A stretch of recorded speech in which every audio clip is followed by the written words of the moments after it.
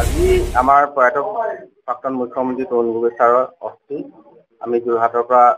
আমাক যোৰহাটত দিলে আৰু যোৰহাটৰ পৰা আমি তিতাবৰলৈ আনি আমি ৰাজীৱ ভৱনত ৰাখিছোঁ। আমি অলপ দিন ৰাখিম, ৰখাৰ পাছত আমি পৰিকল্পনা কৰিছোঁ তেখেতৰ এটা প্ৰতিমূৰ্তি স্থাপন কৰাৰ কথা চিন্তা চৰ্চা কৰিছোঁ আৰু এখন স্মৃতি গ্ৰন্থ এই প্ৰতিমূৰ্তি যেতিয়া আমি বেষ্টন কৰিম সেইদিনা আমি স্মৰণিকাখন আৰু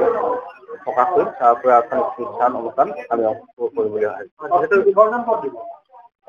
বিসৰ্জন আমি চিন্তা কৰিছোঁ যে কাকডোঙা হেৰিতে দিম কাকডোঙা নৈ